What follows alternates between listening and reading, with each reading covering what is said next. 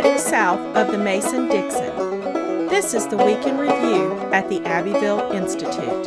Here is your host, Brian McClanahan. Welcome back to the Week in Review at the Abbeville Institute. This is your host, Brian McClanahan, and this is episode 350, covering the week of March 27th through April 7th, so 2 weeks, 2023. Glad to have you back on the program. Very glad to be here.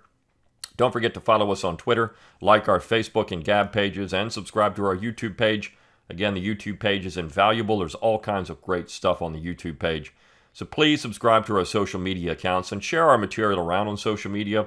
When you get our articles, when you do those kind of things, and you get this podcast, whatever it is, let people know you like it by sharing around on social media. That's how we grow the audience organically. Of course, you can go to our webpage, abbevilleinstitute.org, A-B-B-E-V-I-L-L-E, institute.org. Give us an email address. We'll give you a free ebook, Exploring the Southern Tradition. Again, a gift free of charge to you just for giving us that email address. And don't unsubscribe. You will get some emails from us. You'll get them probably once a day during the week, but I'm going to talk about that today. So there's going to be some things on the horizon for the Institute that are going to change a little bit, including this podcast, but I'll get to that in a minute. You can also go to abbevilleacademy.org. If you haven't gone there, abbevilleacademy.org. We've got all of our old Zoom webinars available for purchase there. They're cheap. They're $15. You get the Zoom webinar.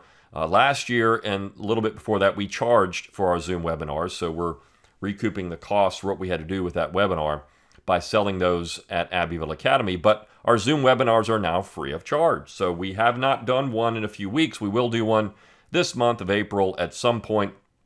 Definitely after our 20th anniversary conference, which is next week. So it'll be at the end of the month that we pick up another Zoom webinar. You're going to want to get on board with those. You find out about that through the email. So again, do not unsubscribe from the email. You get information like our upcoming Zoom webinar dates and times. So make sure you stay on the lookout for that. You can also support the Institute, of course, financially. We do exist on your generous contributions alone. So if you like the Institute, you like the podcast, you like the website, all the things we do, please consider a tax-deductible donation to the Abbeville Institute. It is the only way we survive. So make that donation online. You can send a check. Just click on that donate tab at abbevilleinstitute.org, and you can throw a few pennies our way if you would like. We appreciate every dollar you send to us, monthly, annually, one-time gift, whatever it is. So we do appreciate all of that. All right, well, let's talk about some changes coming to the Institute, at least this podcast first and foremost. So just to give you a little backstory about the Institute and my involvement in it in this time frame. In February of 2014, I met with Don Livingston and we had a discussion about the Institute, and we decided to make some changes to the Institute. Number one, we were going to change the website. We were going to make it a virtual Southern library, and I think we've done a pretty good job of that. There are things we would like to improve. There are some projects we're thinking about doing. But for the last 9 years, because we relaunched the website in April of 2014, for the last 9 years, the Abbeville Institute has become a virtual library of the Southern tradition. We've got articles on politics and philosophy and history and art and music and literature. We have a tremendous amount of material, humor, film, on that website. And I'm very proud of what we've been able to do with that. Can we make some adjustments? And we will make some adjustments, yes. And there are some things coming probably this year, maybe the middle of the year, about that. But we have this wonderful website. And then a couple of years later, we launched this podcast. It was 2016. And this is the 350th episode, which means we've done this for about 7 years. We do about 50 episodes a year.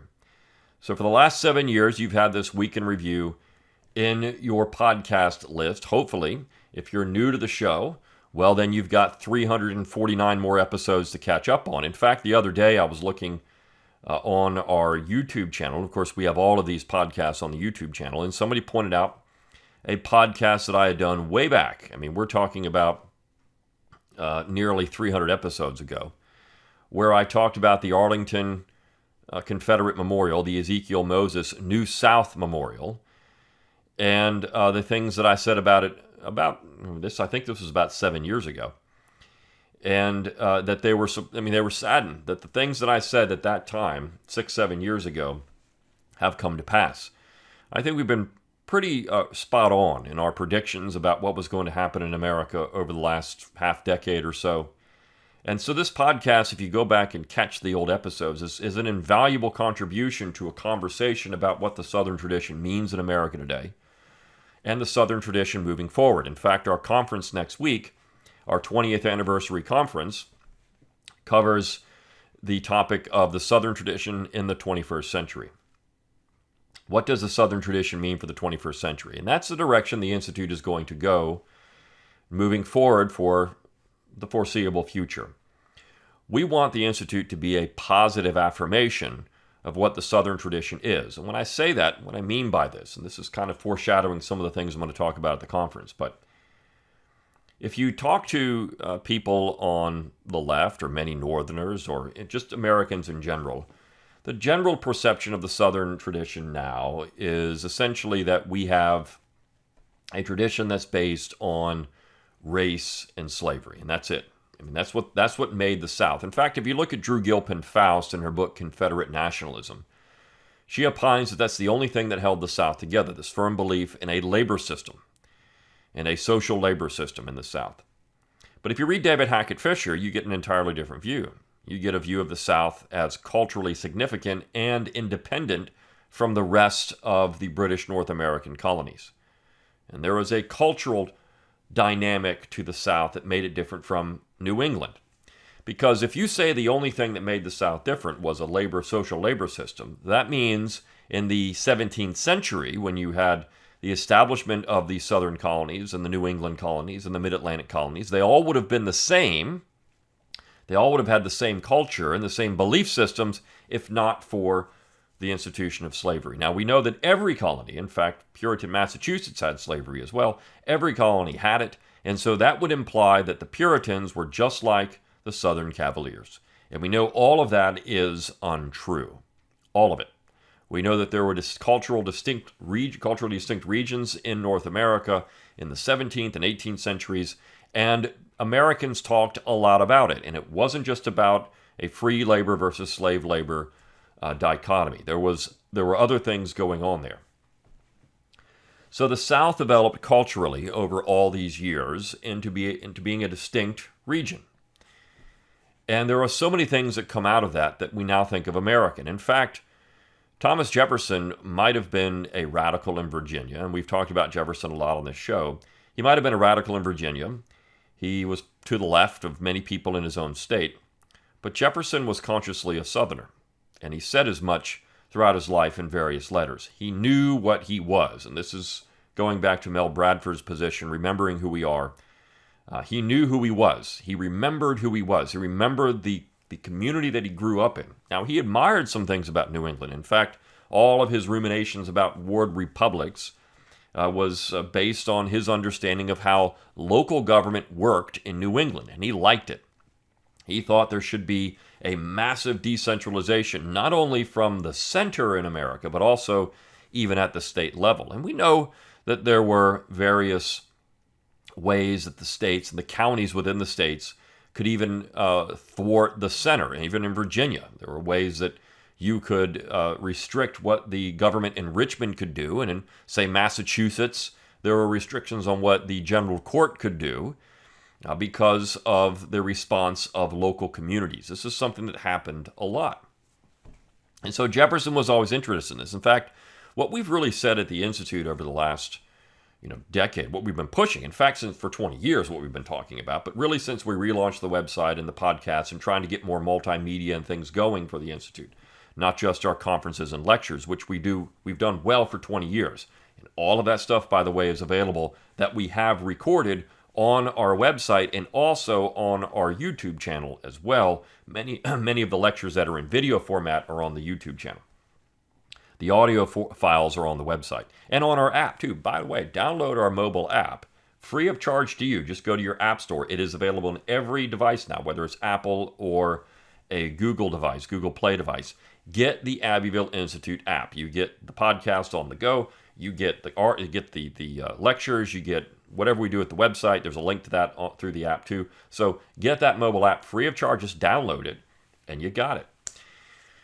So we've done all of that, and we basically base the Southern tradition or root it in Jeffersonianism, right? If you want to call it an ism, but it's this Republican view, the spirit of 76, the spirit of 98, and then a cultural and political distinctiveness in America.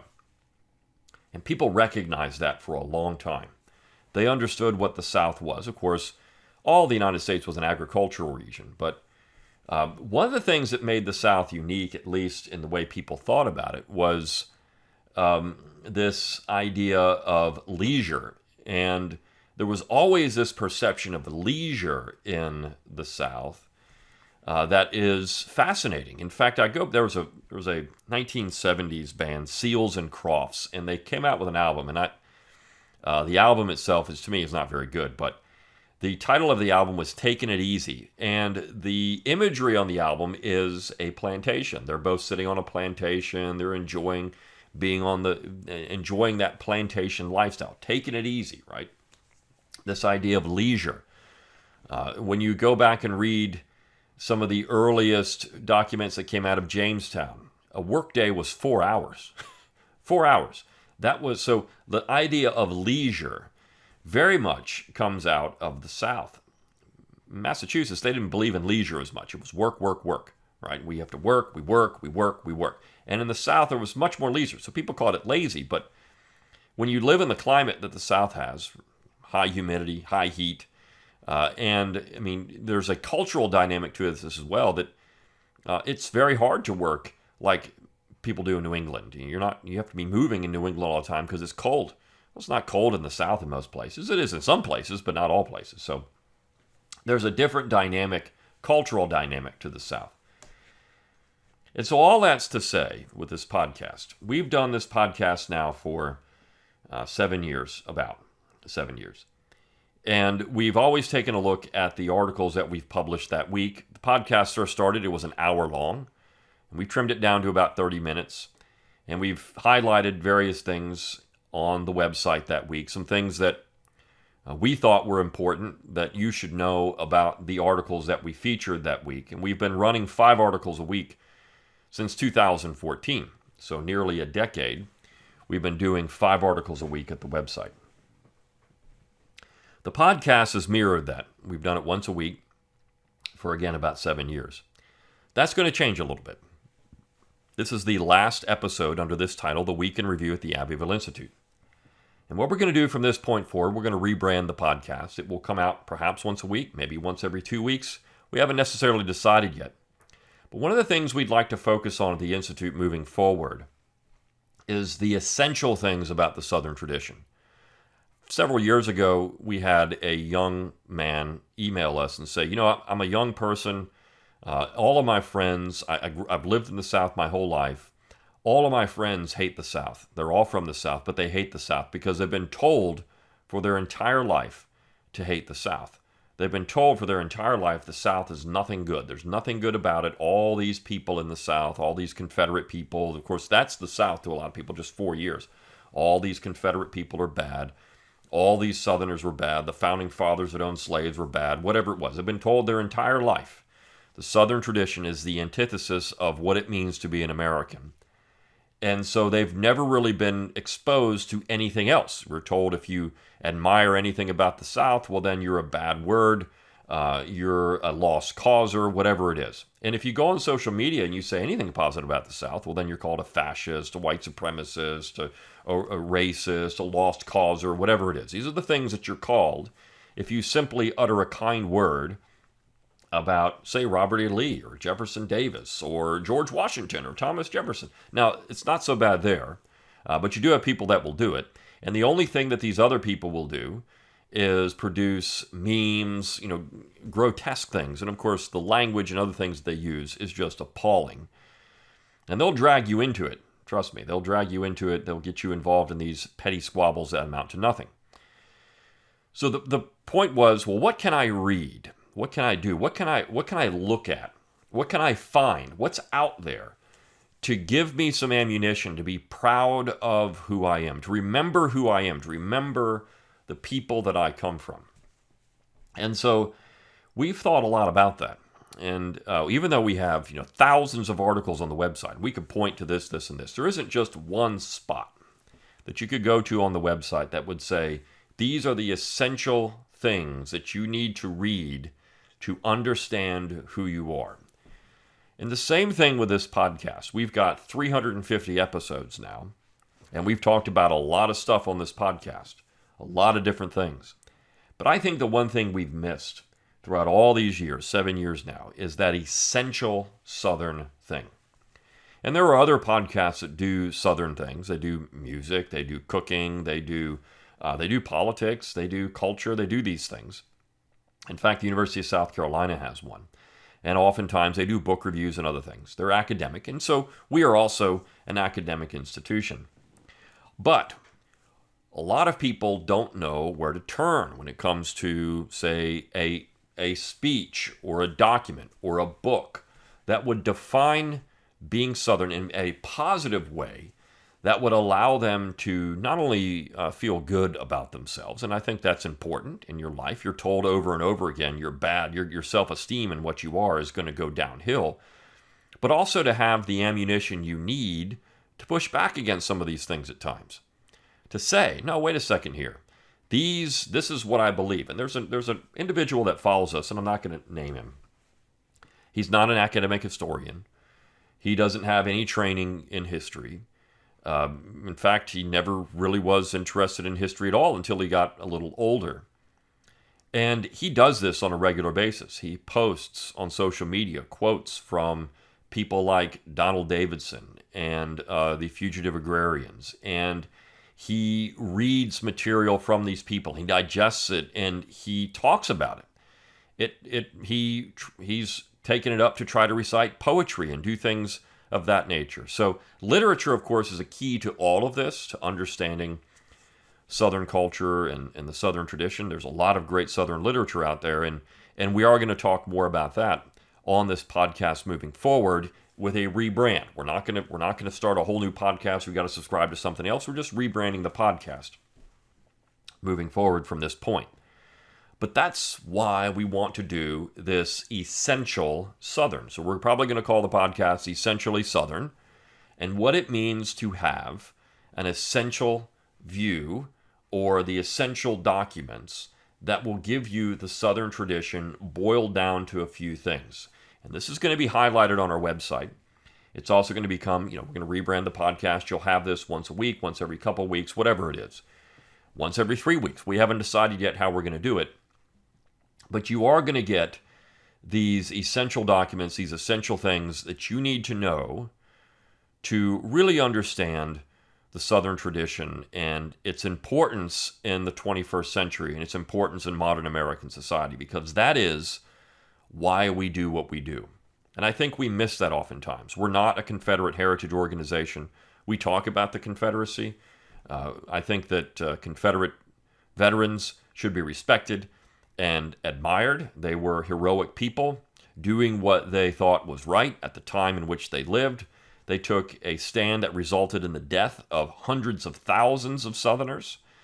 Of course, you look at the position of political decentralization and what that means. Southerners, not just Southerners, but Americans throughout American history. And this is why I used to say on this podcast quite a bit, the South is America, because the South was simply just holding on to these old American traditions in that way longer than anyone else. The spirit of 76, the spirit of 98, Jeffersonianism, that's what that was. And they held on to it longer than anyone else. New England eventually abandoned it. They started supporting that, 1794, 1800, 1801, 1804, 1805, 1815. Even the abolitionists in the 1840s hung on to this very Jeffersonian view of America as a federal republic, a decentralized federal republic, but they abandoned that in favor of Lincolnian nationalism and what that meant, which was New England dominance of the United States, the rest of it be damned, right? I mean, they didn't really care about it. And so we had this New England view of America now foisted on the rest of the United States. And that's what we live in today. We live in a New England-dominated America on both the left and the right. And the Southern tradition offers a counterweight to that. It's something different. Now, there's a lot of similarities, and we'll talk about, there are some things, that New England did and the South did. It's not to say these things are necessarily unique to the South at all times, but that tradition is very much there, and it's recognizable and it's tangible. And I think that's the thing that we are going to focus on more exclusively throughout this podcast, is essentially Southern podcast moving forward after the Week in Review today, episode 350. This is kind of a preview, a precursor to what we're going to do moving forward at the podcast. Now, we had a lot of great material the last couple of weeks, and I said we're going to review that very briefly. And I am going to review that very, very briefly for this last Week in Review podcast. But I wanted to let you know what we were doing, how we're moving forward. And the website might undergo some changes too, and try to focus on more of these articles and documents that you need to know to be in line with this Southern tradition and what that means. Because you are facing, and I've said it before, Mount Everest in flip-flops and shorts. And it's very hard to climb in flip-flops and shorts. But we're going to try to give you some tools to do it. Maybe some better mountain climbing gear, some better gear overall. We're going to give you some of that through this particular podcast. And I think that's the thing that we can do more than anything else, is arm you with the knowledge necessary to be aware of what the Southern tradition is. And you're going to be called all kinds of names. Like if you go anywhere and you say any of these things, you're going to get called all kinds of nasty things. And just remember that these people are, they're brain damaged, right? I mean, I really think so. They're unhinged. They are people that have no respect, really have no culture. They are simply a byproduct of what they've heard through their entire life through the modern education system, and particularly from the left in the modern education system, and it's been disastrous. Now, the week. We had some really cool stuff in the last couple of weeks, I have to say. We had a really great piece from Brandon Meeks, and this goes back to speaking about that literature. Brandon Meeks is funny. He is a theologian. He has a PhD in theology. But he writes some really funny stories. And he says all of these stories are true. Now, I don't know. He says they're true. And I want to believe they're true, because if they are true, they're amazing. And this particular story, Pleasant Acres, is a funny story. And he does this quite well. But he talks about a funeral, right? He was going to a funeral, and he was asked to give the eulogy, and he ends up in the wrong place. And you just have to read it, because it's really, really funny. But that shows you what the tradition offers, right? Southerners pioneered comedy. We forget this. But Southerners really did pioneer American comedy. The first real American comedy duo in the modern age was Laurel and Hardy, of course, one of those individuals being Southern. And then in the 1930s, you had Will Rogers, who was certainly Southern, and his critique of the Republican Party and Republicans and politics in general are so good, right? If you really want to have fun, read some Will Rogers quotes from the 1930s. He had the most popular radio program in America before he tragically died in a plane crash. Also, people like Irvin S. Cobb, who was the highest paid newspaper columnist in the United States at one point, came out of the South, wrote some really interesting stories, literature again, but also some funny stuff. I mean, Cobb was a funny individual. Now, of course, when you bring up these kind of people, well, they were racist. I mean, look, if we're going to say that, then we have to eliminate wide swaths of American history because of the racial views that people had at different times in America. And I think that is, of course, the agenda of the left. They want to have American history start in about 1977 or something like that. Maybe 1981, I don't even know. Maybe after that, right? 77, Jimmy Carter maybe. But then you get Ronald Reagan, they would have a critique of that. And then, of course, but they want to have Southern American history, I should say, start really in the late 20th century when they've achieved all their political goals. But we know they're not ever happy with that because we're still ongoing with this. So I don't know when they'd want to start American history, but they certainly would want to eliminate a lot of these people. Even if they had a substantial impact, even in many ways a positive impact on how we think about American literature or American comedy, or even American film. Someone like D.W. Griffith, who's was a pioneer in the film industry. There wouldn't be a film industry without D.W. Griffith, but yet because of some of the films he produced, or at least one in particular, he is now blacklisted essentially, even though he also did a film on Abraham Lincoln, which was very pro-Lincoln. I mean, he is a complex person, but because of one film, well, we can't talk about D.W. Griffith anymore, who was from Georgia. So we have comedy as part of the Southern tradition, and Brandon Meeks is so good at that. We also have literature, and that is the piece by Travis Holt, Return to Red Rock. Travis Holt does a great job in telling stories as well, and tying these stories and these places and people into something, and that is, tradition there and how that works with Travis Holt. We always like publishing his material, and he does just really a nice job with these family stories from Arkansas. And there are distinct regions. There's, for a long time there was Southwestern humor in America. There was Southwestern literature, and that would be, places like Mississippi and Western Tennessee and Arkansas. Then there was the literature coming out of Virginia and the Carolinas. That was a little different. And Georgia.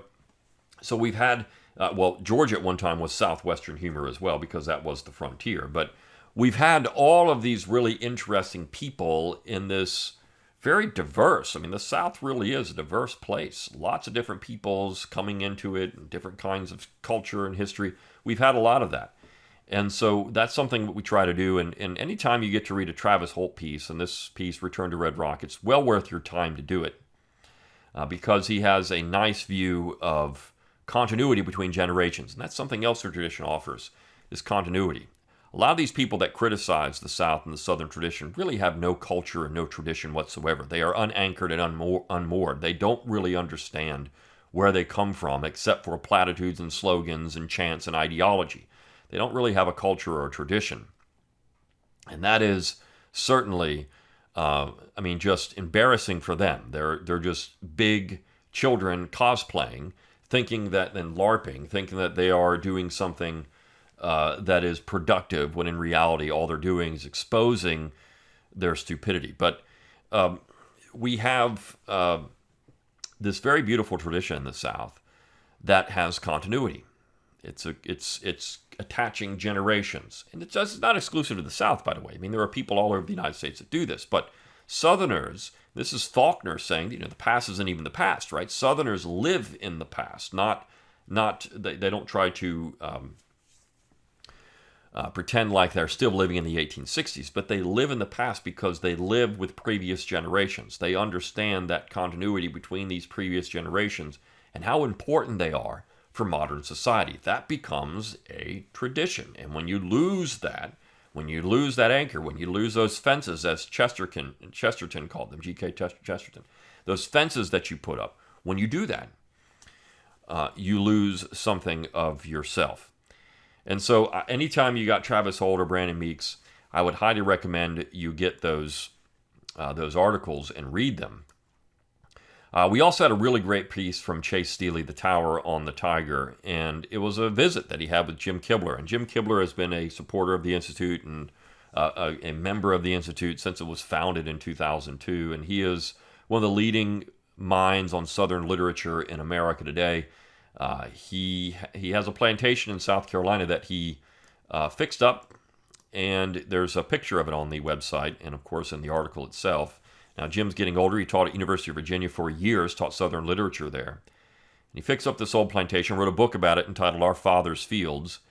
And we're actually publishing a book on Faulkner that Kibler wrote. That should be out very soon. I don't know where we stand with it, but we also have his Classical Origins of Southern Literature, which is a book that he produced for the Institute as well. And, of course, Kibler has been a vital contributor to our cause over the last 20 years. Unfortunately, he wasn't able to make our 20th anniversary conference. We invited him, but he isn't a spring chicken anymore, so he said he just can't make the trip from South Carolina to Georgia. But he is just a wonderful resource for this tradition. And not only is his plantation a house, it's a working plantation still, not the way you would think with cash crops and that kind of thing, but he does plant heirloom vegetables and heirloom fruits, and it's an arboretum. He has all kinds of beautiful plants on his plantation. It's a symbol in many ways of what the South is, and this natural South, the flora of the South, and that's an important part of it, right? This respect for the environment, conservation in its truest sense, is something that the South represents. And again, I'm going to touch on these themes when I'm at Callaway Gardens next week. But real conservation is something that the Southern tradition is known for in a way that, maybe, and look, it's not to say there aren't Northerners who believe in this stuff, because there are, but real conservation in conserving the natural world for the beauty in and of itself as part of a divine creation. Not as an ideology for environmentalism and worshiping Mother Earth, but as a divine creation and the beauty of all of that. There is a particular beauty to the Southern tradition that is something to celebrate. So that's a wonderful piece, and if you get a chance, go out and read that. It's just a travel log in many ways, but Chase Steele does a great job in telling the story, and again, that's something that we want to try to do more of, and get you interested in telling these stories. And then, of course, you have a couple of pieces on Thomas Jefferson by Mark Andrew Holacek, which are really interesting, particularly when you look at the way historians use the word racism. And there's a piece that corresponds with that by Rado Barr, Spin and Suppression, on James McPherson. This is the left's go-to game now. Well, they're going to use the pejorative racist or something else to try to denigrate a position they don't like. And there's no intellectual discussion there anymore. It's designed to stop the conversation because nobody wants to be called bad words. And so when you do that, you shut it down. Well, these people are this, and so we can't pay attention to them. There's all kinds of examples on that on social media. If you repost an Abbeville Institute article, well, people do, the Abbeville Institute. They see there's no conversation. It's just laughing because they think that there's nothing valuable that we say about anything because, well, they are pro-Southern, so they don't have anything valuable to say. I will tell you, and I'm not just saying this because I wrote it, but my piece on Lee versus the Twitter historians is one of the best things we've ever written for those who want to use all these things against Lee. And I took down every single one of them in a pretty short piece. So if you just go out and look at that, Robert E. Lee versus Twitter historians, and it was published a long time ago, 6 years ago, and now so much has changed in those 6 years.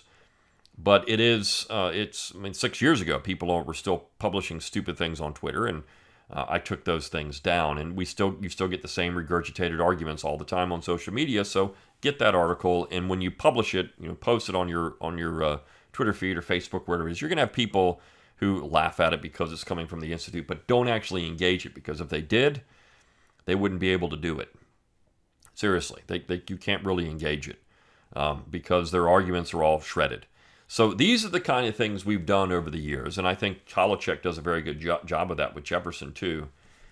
And so also Rado Barr does an excellent job with McPherson. He also had an article by Judah P. Benjamin on the website as well, which, by the way, we've got something interesting coming up at the 20th anniversary event about that too. So lots of great stuff over the last couple of weeks, and I would say lots of great stuff at the website over the last 7 years.